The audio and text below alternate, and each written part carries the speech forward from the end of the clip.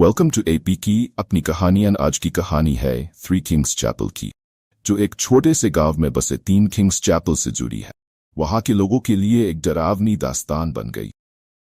ये कहानी उस चैपल के लिए है जहां तीनों बादशाहों ने युद्ध किया और उनकी हत्या के बाद उनकी आत्माएं अंडरग्राउंड खजाने की तलाश में भटकती। कई साल पहले जब ये चैपल बना, राजा अजीत, राजा वीर और राजा राधे इस संपत्ति के मालिक होने के लिए लड़ते रहे। वे एक दूसरे के दुश्मन बन गए। अंततः एक रात जब चांद अपनी पूरी रोशनी में था, उन्होंने एक भयंकर युद्ध।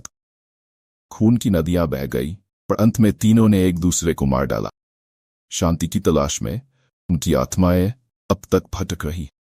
गांव में एक युवा जर्नलिस्ट आर्यन, जो कहानी की खोज में था, ने निर्णय लिया कि वह इस रहस्य को उजागर करेगा। उसने गहरे रात में चैपल के पास जाने का निश्चय किया। जब वह वहां पहुंचा तो उसने महसूस किया कि ठंडी हवा और जगह की खामोशी में कुछ सन्नाटा था। अचानक उसे एक तपिश सी महसूस हुई, जैसे कि कोई उसके पीछे खड़ा हो। आर्यन ने जब चैपल के दरवाजे को खोला तो अंदर अंधेरा और चुप्पी व्याप्त। धीरे धीरे उसने अपने फोन की लाइट को जलाया, देखा कि दीवारों पर खून के धब्बे थे। जैसे ही वह अपनी खोज में आगे बढ़ा, उसे एक पुरानी किताब मिली जिसमें तीनों बादशाहों की कहानी लिखी हुई थी। उसे ये जानकर दंग लगी कि खजाना अब भी कहीं छिपा है। आर्यन ने अपने इर्द गिर्द ध्यान दिया और फिर अचानक एक तेज सर्द हवा उसकी आंखों के सामने एक धुंधली आकृति ले आई। ये एक बादशाह की आत्मा। उसकी आंखों में नाराजगी थी। तुम हमें क्यों परेशान कर रहे हो? वह चीख उठा। आर्यन भयभीत होकर पीछे हटा, लेकिन कुछ अजीब उसे वहां रोक रहा था। उसे यह समझ में आया कि उसे आत्माओं की शांति के लिए खजाना ढूंढना होगा। उसने किताब में लिखी पहेलियां हल की और चाइनीज पेंटिंग के पास एक छुपा दरवाजा पाया। जब उसने दरवाजे को खोला तो उसे एक सुनहरी चमक दिखाई। वह खजाना था, लेकिन जैसे ही उसने उसे छुआ, तीनों बादशाहों की आत्माएं और भी क्रोधित हो गई। तुमने हमारे खजाने को चुराने की हिम्मत कैसे की? उन्होंने एक साथ चिल्लाया।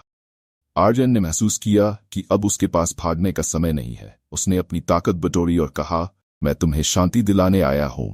आपका खजाना तो तुम ले जा सकते हो, लेकिन पहले मुझे तुम्हारी कहानी बतानी।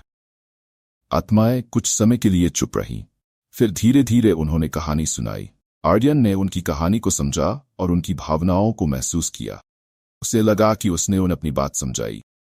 फिर एक चमक के साथ तीनों आत्माएं धीरे धीरे गायब हो गई। आर्यन ने खजाने को चुपचाप चैपल की जगह पर रख दिया ताकि कोई और इसे न चुराए।